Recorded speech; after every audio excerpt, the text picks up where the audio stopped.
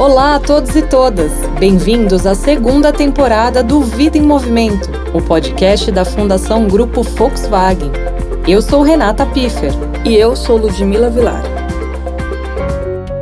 Nesse primeiro episódio, escolhemos um tema que permeia toda a atuação da Fundação Grupo Volkswagen: a educação. Nossas causas são a mobilidade urbana, a mobilidade social e a inclusão de pessoas com deficiência. Mas nada disso é possível se não tivermos a educação como fio condutor de nossas ações. É por meio dela que conseguimos mobilizar e movimentar as pessoas. É por isso que hoje vamos contar a história da ativista paquistanesa Malala Yousafzai, que reconheceu na educação um objetivo, um direito e um propósito de vida. E o que ela fez e tem feito é tão incrível que aos 17 anos se tornou a mais jovem vencedora do Prêmio Nobel da Paz. E vamos também conversar com o Olavo Nogueira Filho, diretor executivo do Todos pela Educação, organização que tem como principal objetivo promover mudanças na qualidade da educação básica no Brasil. Está no ar o Vida em Movimento. Uma criança, um professor, um livro e uma caneta podem mudar o mundo. Malala disse essa frase quando discursou na ONU em 2013. Mesmo sendo ainda muito jovem na época, ela tinha apenas 16 anos. Sabia muito bem o que estava dizendo. 4 anos antes, Malala tinha sido alvo de um atentado. O motivo? Ela simplesmente insistiu em estudar. Mas antes, para falar sobre a trajetória de Malala, é preciso que a gente entenda a região onde ela nasceu e cresceu, a cidade de Mingora, no Vale do Swat, Paquistão. Mingora é uma cidade com pouco mais de 300 mil habitantes e fica na fronteira com o Afeganistão, país assombrado pelo Talibã. O Talibã é uma das milícias islâmicas mais radicais da história. Embora, oficialmente, o grupo tenha governado o Afeganistão entre 1996 e 2001, ainda hoje ele está presente no dia a dia do país, atuando como força política e como uma polícia moral, muitas vezes, inclusive, cometendo atentados terroristas. Para se ter ideia do que significa a presença da milícia na região, a proximidade com a fronteira afegã já colocou o Vale do Swat na lista dos lugares mais perigosos do mundo. A partir de uma interpretação muito própria do islamismo, a atuação do Talibã consistia, entre outras coisas, em impor regras religiosas super rígidas. Não é preciso dizer que as mulheres são o principal alvo dessa investida. A elas passou a ser obrigatório o uso da burca, ao mesmo tempo em que foram proibidas de frequentar escolas, impedidas de irem a médicos homens, de trabalhar fora de casa ou de sair sem algum acompanhante homem da família. Foi nesse ambiente que Malala nasceu e cresceu. No dia em que nasci, as pessoas da nossa aldeia tiveram pena da minha mãe e ninguém deu parabéns a meu pai. O primeiro bebê dos meus pais foi natimorto, mas eu vim ao mundo chorando e dando pontapés. Nasci menina num lugar onde rifles são disparados em comemoração a um filho, ao passo que as filhas são escondidas atrás de cortinas, sendo seu papel na vida apenas fazer comida e procriar. Assim ela descreve o início da sua vida no livro Eu Sou Malala, a história da garota que defendeu o direito à educação e foi baleada pelo Talibã, editado no Brasil pela Companhia das Letras. A vida em Mingora sempre foi pautada por uma mentalidade conservadora e machista. Mas antes da chegada do Talibã, o acesso de meninas à educação não era questionado. Com a chegada do grupo, a situação mudou. Por sorte, Malala é filha de um professor e aprendeu desde muito cedo que a educação muda o mundo. Por azar, ela nasceu justamente num regime em que as meninas eram proibidas de estudar. Isso custou caro a Malala e sua família, mas a levou muito longe, de um jeito que ela não poderia imaginar. Quando o Talibã chegou, Malala tinha apenas 11 anos e, da sua maneira, se recusou a aceitar essa realidade, decidindo, com o apoio da sua família, a lutar pelo seu direito de estudar. Para isso, criou um pseudônimo, Gul Makai, e começou a escrever um blog para a emissora britânica BBC, relatando a vida sob o regime talibã. Só que sua identidade logo foi descoberta, e ela passou a dar entrevistas para TVs e jornais. O revés disso é que Malala acabou se tornando alvo fácil do Talibã. Então veio o ataque. Era o dia 9 de outubro de 2012. O Talibã tentou matar uma menina de 14 anos que denunciava na internet a proibição de educação para mulheres, imposta nas áreas controladas pelo grupo. Malala saiu da escola e tomou o ônibus que a levava para casa. Tempos depois, ela contou ter achado estranho o fato de as ruas estarem vazias naquele dia. Sentada no ônibus, vieram os tiros. Entrou pelo olho esquerdo, atravessou o crânio, parou no ombro. Os atiradores eram 2 jovens que subiram no ônibus perguntando quem era Malala. Outras 2 meninas também foram baleadas. Quando a imprensa publicou o que tinha acontecido, o mundo passou a acompanhar o caso e o governo britânico enviou um avião para buscar Malala no Paquistão. Na Inglaterra, ela precisou lidar com as sequelas do atentado. Com o lado esquerdo paralisado e surda de um ouvido, passou por várias cirurgias até a sua vida voltar ao normal. Normal entre aspas, porque nunca mais foi a mesma. Enquanto Malala dormia no coma, sua bandeira ganhava apoio de personalidades importantes e ela, sem saber, tornou-se símbolo de sua causa. A família Yousafzai acabou se estabelecendo em Birmingham, Inglaterra, e desde então nada mais foi igual. Em entrevista à BBC, Malala disse que gostaria de voltar algum dia ao Paquistão e entrar para a política. Quero mudar o futuro do meu país e quero que a educação seja obrigatória. Para mim, o melhor modo de lutar contra o terrorismo e o extremismo é fazer uma coisa simples, educar a próxima geração. De certa forma, a gente pode até dizer que esse futuro já chegou. Malala ainda não é política no Paquistão, mas seu trabalho como ativista a leva ao mundo inteiro e, com ela, a causa da educação. Em 2014, foi anunciado um acordo da Unesco e do governo do Paquistão, batizado de Fundo Malala para incentivo da educação de meninas. No começo, a iniciativa tinha o Paquistão como foco. Hoje, atua em vários países, inclusive no Brasil, investindo na articulação e no apoio financeiro a iniciativas de educação. O primeiro pronunciamento público de Malala aconteceu 9 meses após o ataque, nada menos do que na Assembleia de Jovens da ONU, onde ela disse: "Eles pensaram que a bala iria nos silenciar, mas eles falharam. Nossos livros e nossos lápis são as melhores armas. A educação é a única solução." Por sua trajetória e coragem e por defender o direito à educação e à equidade entre garotas e garotos, em 2014, aos 17 anos, Malala se tornou a mais jovem ganhadora do Prêmio Nobel da Paz. E no ano passado, ela se formou no curso de Filosofia, Política e Economia em Oxford, uma das mais tradicionais universidades do mundo. A luta pelo direito à educação das mulheres no Paquistão e contra a exploração do trabalho infantil no mundo. Foram essas as batalhas que deram o Prêmio Nobel da Paz à menina paquistanesa Malala Yousafzai e ao ativista indiano Kailash Satyarthi. Essa é uma história que nos provoca muitas emoções.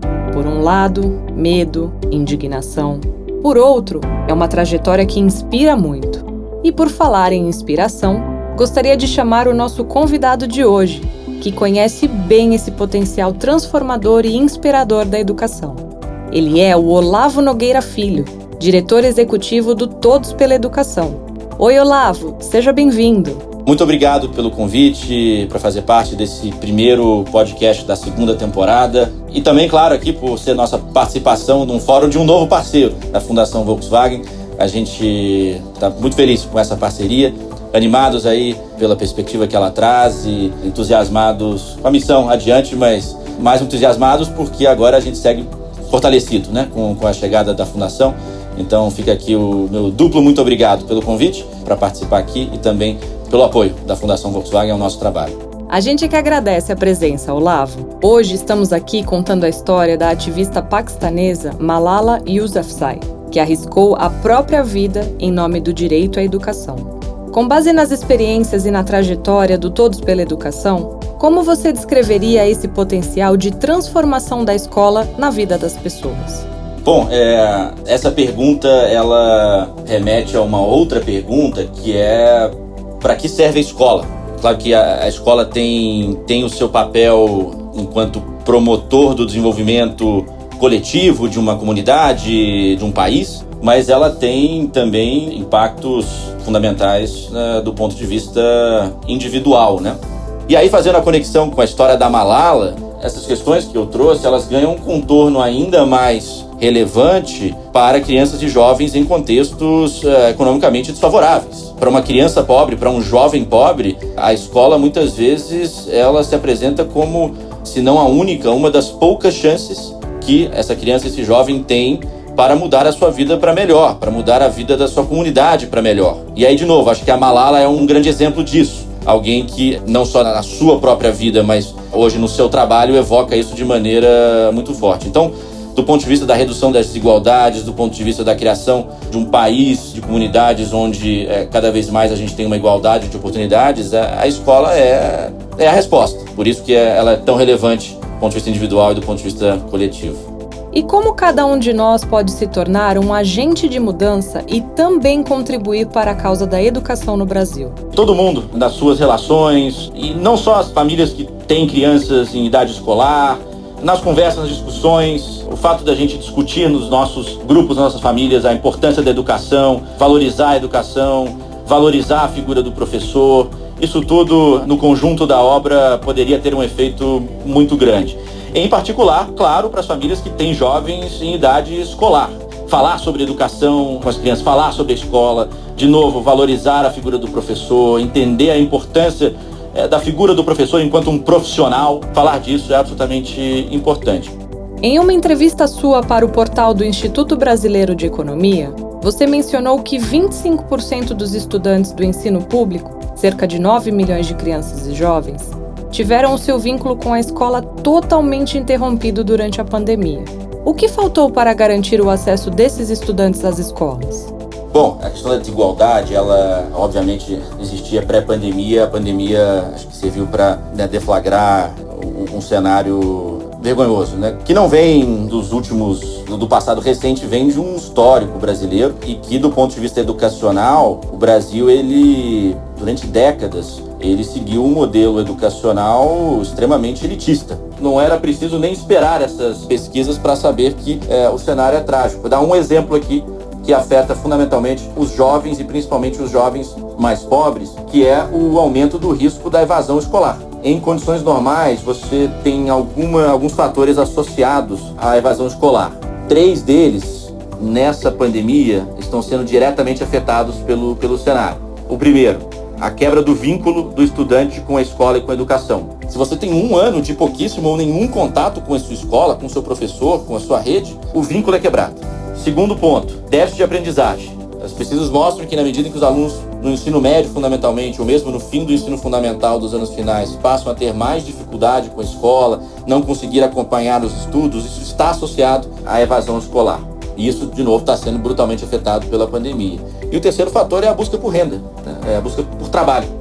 Isso, em condições normais, repito, é um fator associado à evasão escolar. E num cenário em que a pandemia, e não é só no Brasil, no mundo inteiro, afeta de maneira muito forte a economia e com altíssimas taxas de desemprego, muitos jovens, principalmente de famílias mais pobres, serão forçados, já estão sendo forçados a ter que apoiar e complementar a renda domiciliar.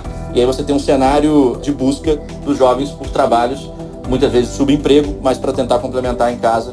E aí, em muitos casos, isso leva à evasão escolar. Então, esse é só um recorte e talvez o desafio do curtíssimo prazo mais relevante que a gente vai ter do impacto da pandemia e, mais do que isso, do impacto de uma resposta inadequada nas regiões mais vulneráveis. Então, acho que esse é o drama que a gente está vivendo.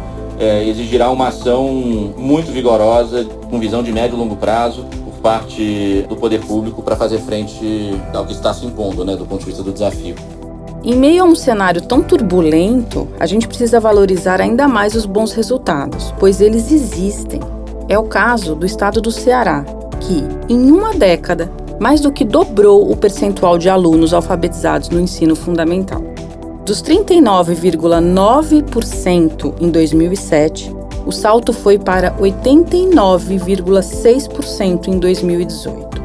Esse resultado é fruto de um compromisso com a educação, com o planejamento e com estratégias de olho na melhoria dos indicadores. Entre essas estratégias estão o acompanhamento das unidades de ensino, a formação de professores, a oferta de material didático e a premiação das escolas. Como município que obteve a primeira colocação no Exame Nacional de Educação Básica, divulgado em setembro, fica no sertão do Ceará.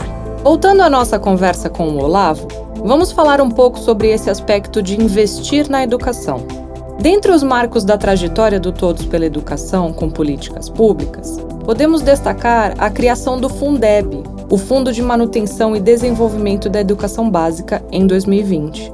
Como você vê a evolução do papel da sociedade organizada na elaboração de políticas públicas? Olha, essa talvez seja uma das novidades, acho que mais importantes. Nas últimas 3 décadas, pós-Constituição Federal de 88, uma parcela da sociedade brasileira, uma parcela da elite econômica, cultural, das empresas, acordaram para a importância da educação enquanto um vetor de transformação do país. Entendendo que, para além de um direito fundamental, não há chances de termos um desenvolvimento consistente e duradouro sem que a educação básica, a educação pública, seja muito melhor. Acho que isso tem se traduzido de várias formas, mas acho que um dos reflexos desse novo papel da educação na agenda pública do país foi o surgimento de uma sociedade civil, de um conjunto de fundações, de institutos, focados, se não exclusivamente, mas com muita ênfase no tema da educação, e aí na educação básica. Neste ano de 2021, o Todos pela Educação e a Fundação Grupo Volkswagen firmaram uma parceria muito especial, com a Fundação passando a integrar o quadro de mantenedores da instituição. Você pode comentar sobre o que representa essa nossa sinergia? Olha, eu acho que, primeiro registrar aqui o nosso agradecimento à Fundação Volkswagen por essa parceria e pela confiança. Vocês estão confiando aqui no investimento social privado de vocês, a missão de vocês, uma organização que tem um histórico, mas tem aí uma trajetória a ser construída ainda, a ser fortalecida. Então, nesse sentido, a gente fica muito agradecido. Ao investir no Todos, essa mensagem é maior. É uma mensagem ambiciosa, uma mensagem de que precisamos, de novo, ter uma educação muito melhor, uma educação pública muito melhor, uma educação básica muito melhor, para a gente ter, de fato, um país muito melhor. Olavo, muito obrigada pela sua participação. Foi um prazer ter você e o Todos pela Educação aqui com a gente na retomada do nosso podcast. Bom, agradecer de novo pelo convite, agradecer mais uma vez pelo apoio da Fundação Volkswagen. É um grupo que tem uma trajetória muito respeitada, uma fundação que tem um trabalho muito relevante. Então, o fato da gente ter esse apoio, tê-los como parceiro nosso, muito nos alegra aqui. Mas é isso, que bom que a gente está falando sobre educação, que bom que a gente está falando sobre política pública, porque com mudanças em política pública que a gente vai conseguir fazer a transformação necessária. E para concluir a história da Malala, que contamos hoje aqui, vale mencionar também que ela esteve no Brasil em 2018 para uma palestra. A vinda ao país teve como objetivo, segundo ela, achar meios para que as mais de 1,5 milhão de meninas fora da escola tenham acesso à educação. Foi também um catalisador na articulação com educadores locais para a introdução de meninas, especialmente negras, ao sistema. Recentemente, além de ter se formado em Oxford, Malala anunciou sua parceria com a Apple para produzir dramas, séries infantis, animações e documentários que vão ao ar no serviço de streaming. E antes de encerrarmos esse primeiro episódio da 2ª temporada do Vida em Movimento, contamos aqui mais uma história feliz na educação brasileira. Falamos do extraordinário trabalho em educação realizado no Ceará. E temos aqui outro case de sucesso vindo do Nordeste, agora de Pernambuco. O estado conseguiu, entre 2007 e 2017, que o abandono escolar caísse de 24% para 1,5%, o menor índice do Brasil. Hoje, o estado não só tem um dos 3 melhores índices de desenvolvimento da educação básica no país, o IDEB, como também é a rede com a menor distância no desempenho em português e matemática no ensino médio, entre os alunos de mais alto e mais baixo nível socioeconômico. Encerramento em grande estilo, Renata. A esperança e os esforços, tanto da Fundação quanto de seus parceiros e das pessoas que se importam com essa causa, é de que mais estados brasileiros possam contar com histórias felizes como essas. Com certeza, Ludmila. Continuamos trabalhando para isso. O Vida em Movimento fica por aqui. Muito obrigada pela companhia e até o próximo episódio. O podcast Vida em Movimento é uma realização da Fundação Grupo Volkswagen. Produção, pesquisa e roteiro, RPT-Com. Apresentação, Renata Piffer e Ludmila Vilar. Produção musical, gravação, edição e finalização, Groove Audiomídia. O convidado de hoje foi Olavo Nogueira Filho, diretor executivo do Todos pela Educação. Foram usados áudios do Jornal da Globo, do Globo Rural e da TV Cultura. E se você quiser saber mais sobre a Malala, acompanhe nosso site fundaçãogrupovw.org.br ou siga a gente nas redes sociais. Por lá, nós vamos divulgar mais vídeos, textos e fotos sobre a trajetória dessa ativista.